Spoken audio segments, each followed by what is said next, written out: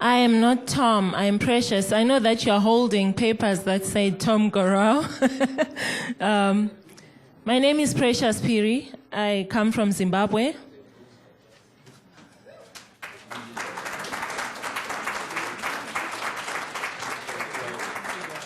So we're going to get started.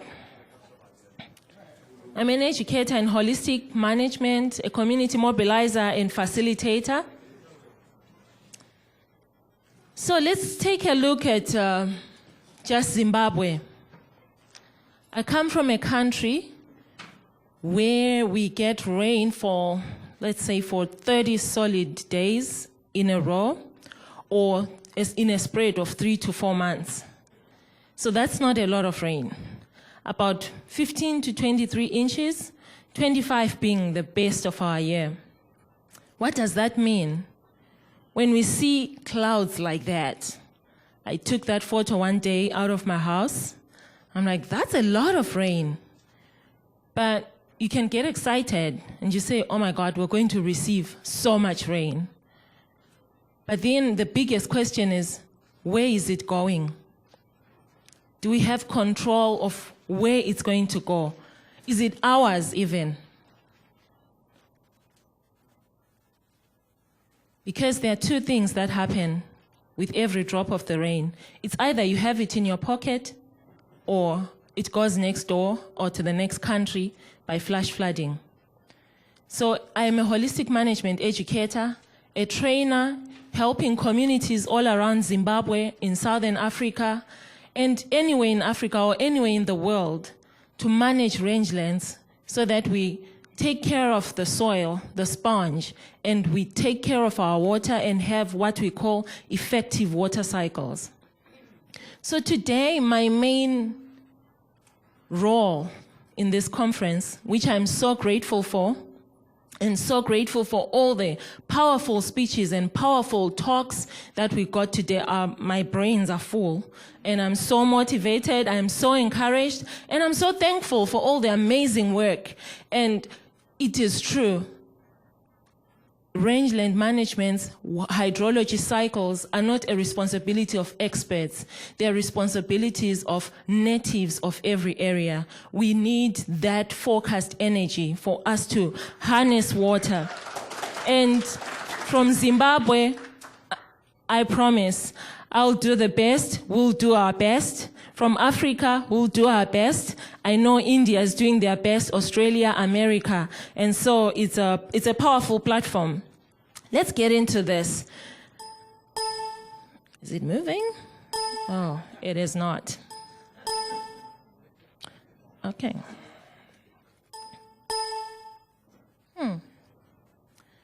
It's technology. We live in the bush, so, you know. Oh, there we go. Awesome. Okay. So these are just pictures and stories from around Africa of people who are practicing holistic management, who are healing their land, healing their soils, and we're going to talk about what happens on the land. So this is one of our communities just close by the Savory Center, where I worked for 9 years, and I still work with communities in the Savory Center in Zimbabwe, in conjunction, just to keep the land going. Tell me what would happen to every drop of rain when it rains in that kind of land. We know flash floods. We know that rivers will silt, dams will silt. The rain does not stop falling, but the responsibility remains with us to harness every water. And for me, as a person from Southern Africa, I have even a bigger responsibility. It's not only for humans, but also for those big guys there, who I know are adored by so many people. But look at that. What hope is there for these elephants? This is a national park in Botswana. The river is beautiful, but every time it rains, we lose tons and tons of topsoil into that river basin. This is the area around the park. We need to take care of the land. We need to manage our livestock for the sake of elephants, for the sake of humanity, and to rehydrate our soils. holistic management uses livestock to simulate what wild herds like bison, zebra, wildebeest did on the rangelands. Because rangelands and grasslands co-evolved with these animals. These animals would move because of, we heard earlier on with the play, the kids' plays. They moved because of pack hunters. And as they moved, they left grasslands to recover. And so because of human activity and population increases, we have affected these populations and in the same manner affected grasslands. But we have a tool of livestock in holistic management that we use to regenerate our rangelands. So this is the new bison, if you like, and herders are the new lions. Yes. And we still get back the processes. The dung beetle lady, I have you from Africa. We have soils that are ready to receive rain. Trampling livestock, they've trampled, they've dunged and urinated. The soil is ready to receive the rain and make use of the manure. So if we take a look at the soil, it's the most important part of this whole conference. I know we are talking water, but let me tell you, in water cycles, we have what we call effective water cycles and non-effective. The non-effective would lose almost 80% of its water to runoff, to flash flooding, affecting neighboring countries, neighboring dams. You get dam bursts because we lost all water that rained. So 50 to 80% loss through runoff. I'm not going to start about evaporation from wind and the sun. So you don't get water going down to raise up our water levels. The effective one, exactly the opposite happens. So in Zimbabwe, when we train people, we have local community programs with this T-shirt. Permanent water and food security. It takes an effective water cycle to have permanent water security. And water security is a social issue. People cannot carry on with their lives. We cannot do much without an adequate supply of water. I'm going to start with my stories. So this is Care International, a very big organization, an NGO in Zimbabwe. They are located in a very interesting part of our country with less than 15 inches of rain. But they also have one of the biggest catchments, which is bare, totally degraded. There looks like there's no hope here, right? So in my stories today, I'll be telling you of people who have started to take baby steps, those who have succeeded, and those who are growing. So we accept everybody, right? Okay. This is called Tokwe Mukosi Dam. This is a flood that happened in 2014 in Zimbabwe. Where did that water come from? Did I say we have less than 15 inches of rain in that area? Yes? But here is a flood. It goes to show that there isn't really not enough rain. There is not enough things in place to capture every drop of rain. So this region, the Care International, when they saw this, they heard of holistic management and they sought help. They were like, we need to do something as soon as possible. These are the community members. They control the catchment area of the Tokwe Mukosi Dam. They are starting their rangeland management programs, and we trained facilitators, about 7 of them, including government institutions, so that they take action immediately in this region. There is so much poverty, crops fail every year, but with livestock and with what we are going to see as we continue today, you will see that a possibility is possible and change is possible. So that is Care International. I think they deserve a clap offering because they are just beginning, but they've taken a step to bring a change. They are not going to remain where they are. They are going somewhere. Let's talk about the Africa Center for Holistic Management, which is a Savory Institute hub. These guys are phenomenal. And I am encouraging you, if you have resources, please visit Zimbabwe. You'll never regret it. It's a beautiful country with a beautiful hub. They use holistic management to manage their land and rangelands. So this is how ACHM land used to look like. It's about 7,000 hectares of land. That was bare for many years, over 30 years. You all know Alan Savory. He got this farm when it was totally out of shape. He introduced a herd of 70 cattle and increased it by 400% because he wasn't attaining the results that he wanted. But when that increased, this is the herd now. This is in the dry season in an area of about 15 inches of rain. Usually it will be bare and gone. But now here, livestock have got food all year round. The grass, as I said before, we have healthy grasslands after an increase of 400% of livestock. We are now a home to sable, the most beautiful antelope. Judy spoke about them yesterday. If you see them, you would want to take a photo of them. We are a home to diversity of birds. So we have buffalo, sable, elephants, all sorts of antelopes. They go across the land. They coexist with cattle and human beings. We have the river, Timbangombe River, that has underwent this holistic management for about 15 years.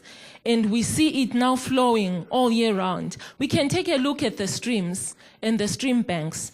I really enjoyed the Nevada talk because I saw so many similarities with us.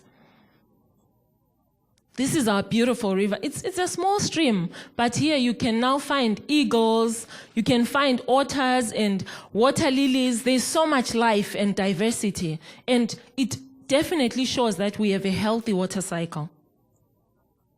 This is our rangeland. We do not miss a drop. We have it in our pockets. And so I'm going to share about that new water level that Judy shared about yesterday.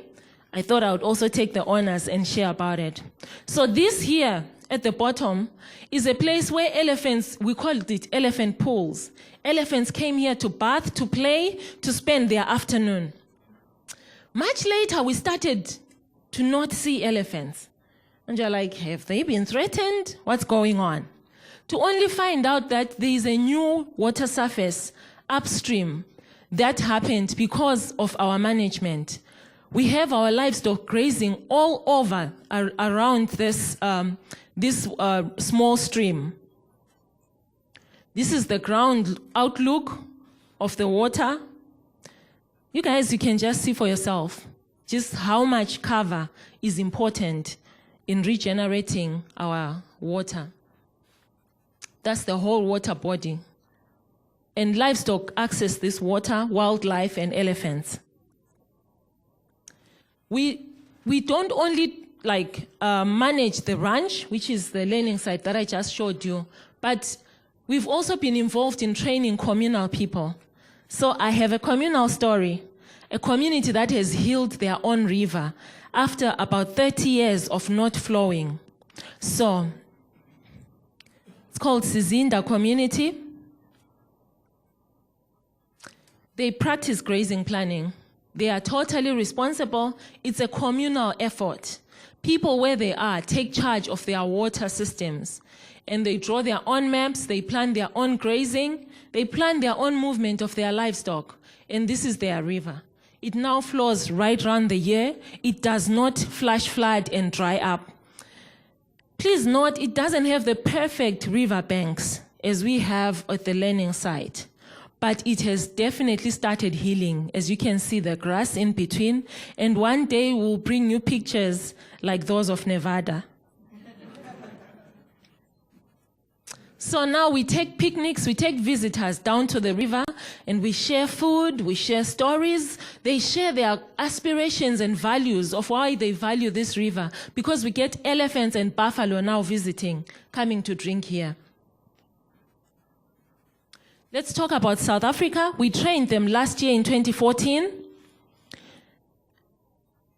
This is results within one rainy season. This is how their land used to look like. That is me there with wet knees after kneeling in the grass. So they started right away to implement. They have 6 pilot communities, so this is just one community. Let's take a look at this. This is within one rainy season. Before they came into this grassland in February and left on 17 February. Look after 1 month how it looked like. A total difference. I look forward to what it will be in 5 years. In eastern Zimbabwe, the eastern highlands, amazing rainfall patterns, but lots of wildfires and lots of bare ground and immense floods going into Mozambique, which is our neighboring country. They took on this. We went up here, oh my goodness. Okay, so you go up the mountain. It's hiking every day. That is livestock, cattle crawled in the mountains. By the way, when you first mix livestock together from different homes, there's interesting karate and fighting that happens. But afterwards, they become good friends, and community members also become good friends. This is how their rangeland looks like now. There's no more fires. They've strategized to have no fire at all. Look at how clean their streams are. They drink from these streams. That woman there she's carrying a cup. Can you see a cup? She's actually going to drink water. We were doing the survey of the land. So I'm going to share, this is the last case study. I called it the Malawian dream. This is a man from Malawi. His name is Luwayo Biswak. He came to the Savory Center in Zimbabwe. He walked. He's a permaculture specialist and he's helping lots of communities. But he's like, he wants to expand it just beyond food, because a good soil maintains good water, maintains good food. So he wants the broader picture to help his communities. Already they are feeding themselves, but they want to feed beyond themselves, livestock and wildlife, and regenerate their water cycles. So this is Luwayo with Alan and Jody. This is Luwayo with his communities on their land. They've already started discussing what needs to be done. Ladies and gentlemen, in Zimbabwe, we promise we'll do the best to spread the word, to continue. These things, to continue doing the best to rebuild our rangelands so that we get water, bring down carbon, and have a life system of retaining the cycle going. So thank you so much for your time.